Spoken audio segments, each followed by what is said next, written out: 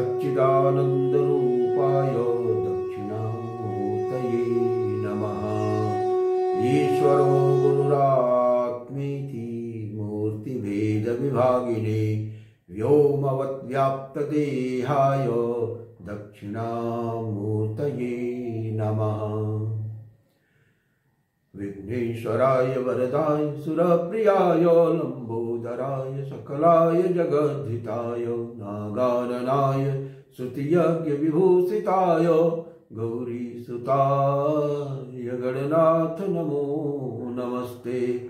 विघ्नार्तिनाशनपराय गणेश्वराय सर्वेश्वराय सुखदाय सुरप्रियाय विद्याददाय विकटाय च वामनाय भक्तप्रसन्नवरदाय नमो नमस्ते। ओम नमः श्री गुरुवे शिवाय। ओम नमः श्री परदेवताये। So friends, Vande Mataram.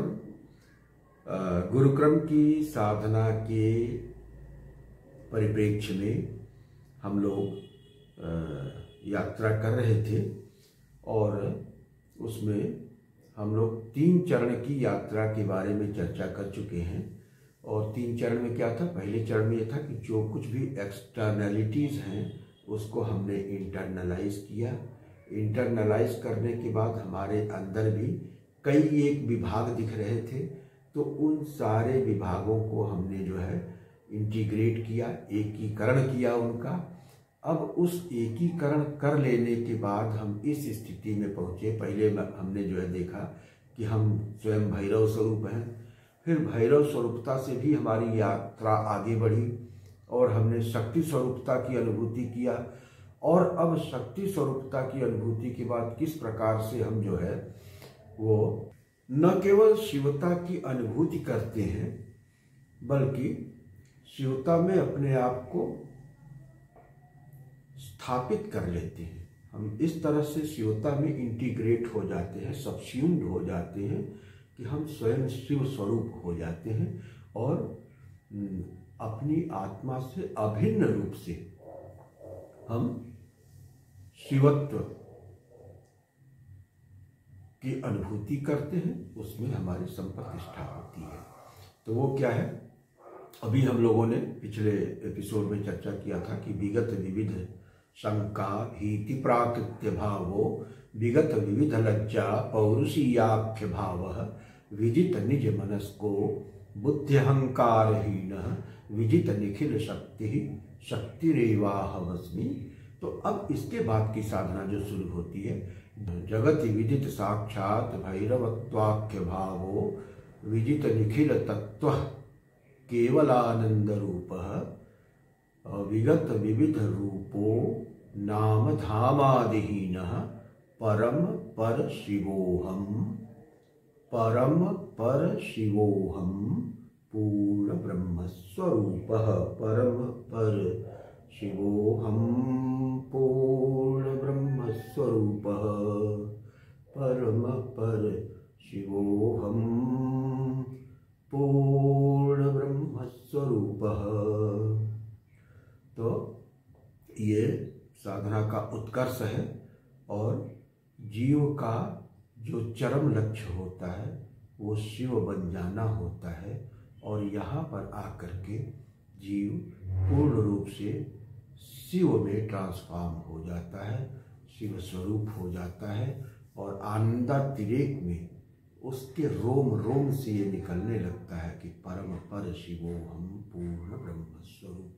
ये वाणी का व्यापार नहीं है, वहाँ वाणी तो जाके मौन हो जाती है, उसके रोम रोम से ये जो है ना फूट पड़ता है, ये संगीत फूट पड़ता है। परम पर शिवोहम पूर्ण ब्रह्म स्वरूप विविध शंका भीति प्राकृत्य भावो विगत विविध लज्जा पौरुषीयाख्य भाव विजित निज मनस्को बुद्ध्यहंकारहीन विजित निखिल शक्ति शक्तिरेवाहमस्मि जगति विदित साक्षात भैरवत्वाख्य भावो।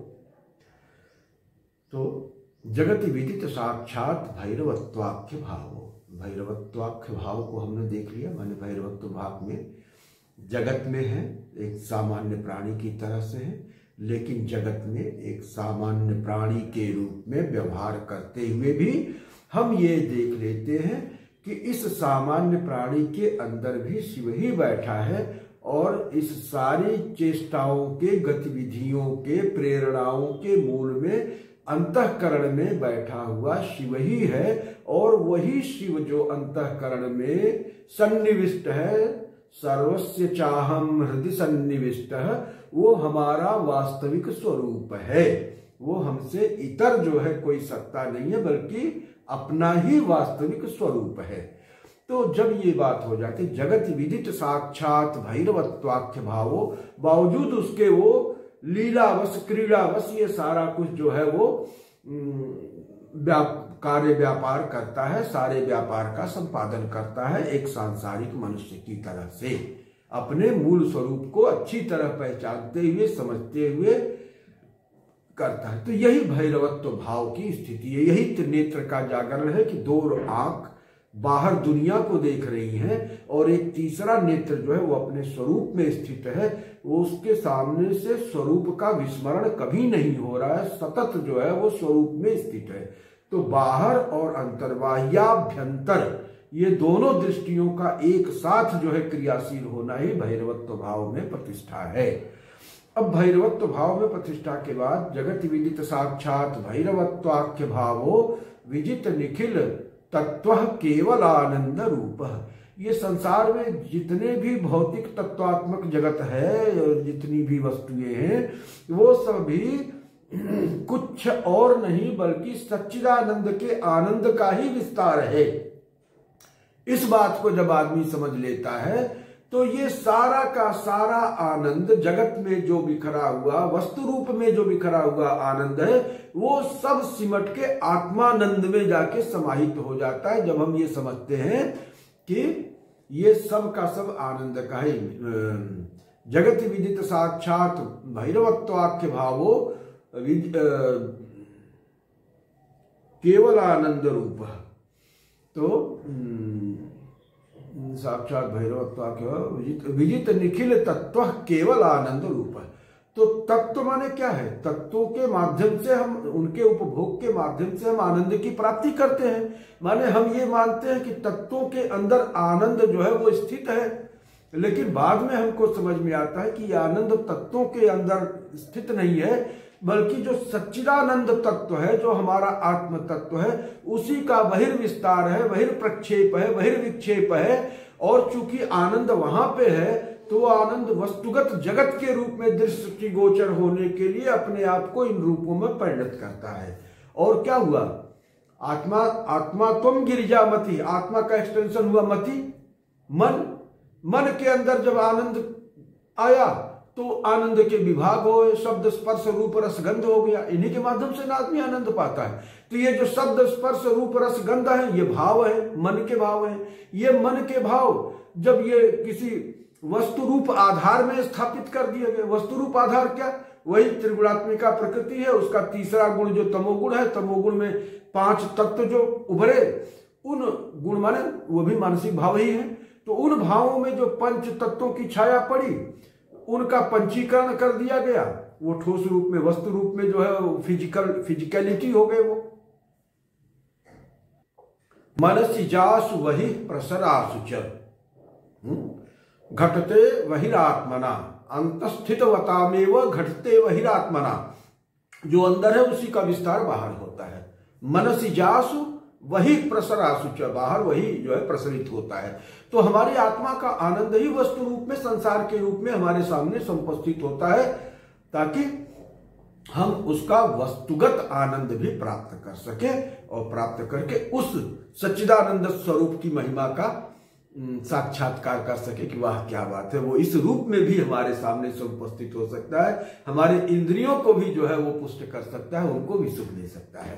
तो हर जगह जो है, हर तत्व में, कण कण में हमें सच्चिदानंद का साक्षात्कार होता है।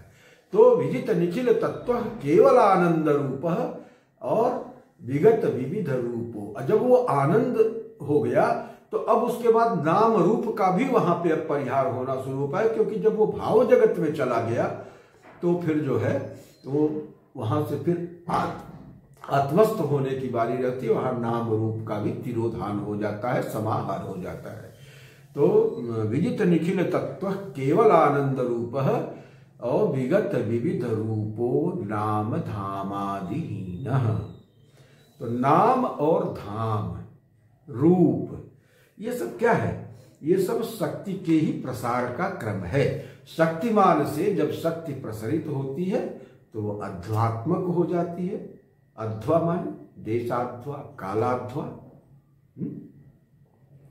तो देशाध्वा के अंतर्गत जो है वो कला तत्व भुवन हो जाएंगे और कालाध्वा के अंतर्गत वर्ण मंत्र पद हो जाएंगे और इस तरह से परस्पर एक दूसरे के अंदर समाहित होते हुए ये सृष्टि का निर्माण करते हैं, संरचना करते हैं। तो नाम और रूप, ये देश और काल है। देश से रूप आता है, देश के रूप में जब परिवर्तन होता है तो वहां पे कोई न कोई मूर्ति का उद्भव होता है। और नाम जो है काल के अंतर्गत जब परिवर्तन होता है तो नाम की सृष्टि होती है। काल के अंदर जब क्रिया होगी तो उससे ध्वनि का सृजन होता है। ध्वनि की अवस्थाएं हैं, नाद बिंदु कला जिसको बोलते हैं। तो उस तरह से होके वर्ण मंत्र पद चलेगा और काल के अंतर्गत कालगत अंतर हो गया। अब कालकृत होगा। कालकृत जो है देश की परिधि में होगा, क्योंकि क्रिया का कोई आधार चाहिए। क्रिया होगी तो कहाँ पे होगी? तुरंत सवाल उठेगा ना। तो क्रिया होगी तो देश के ही अंदर होगी, कोई ना कोई उसको स्पेस चाहिए होगा। स्पेस ही तो सबको जो है वो अवकाश प्रदान करता है। तो हर क्रिया को भी अवकाश स्पेस ही प्रदान करेगा। तो उस क्रिया के फलस्वरूप उस लोकल स्पेस में परिवर्तन होता है, मूर्तिकरण होता है। जो कला था वो तत्व बनेगा, तत्व से फिर जो है भुवन बनेगा, तो स्थूल आकार वहां पे उपस्थित हो जाएगा। तो विगत विविध रूपो नाम धामादिहीन। तो शक्ति का प्रस्तार जिस तरह से जो है वो सृष्टि क्रम में प्रस्तार उसका जो है विस्तार हुआ, तो जब समाहार का क्रम होगा तो प्रतिप्रसव होगा और एक दूसरे में जो है वो सबस्यूम्ड होता जाएगा, वो इंटरनलाइज करती जाएगी उसको। और अंत में जो है एकैवाहम जगत्यत्र द्वितीया का ममा परा। तो एक रूप में आ जाएगी, वो सारे के सारे रूपों को अपने एक रूप में संग्रहित करके, उपसमृत करके। तो यही चीज होती है। तो क्या कहा कि विगत विविध रूपो नाम धामादिहीन। और जब नाम और धाम का परिहार हो गया, माने नाम रूप का जो है समाहार हो गया, तब जो बचेगा वो सच्चित आनंद तत्व होता है।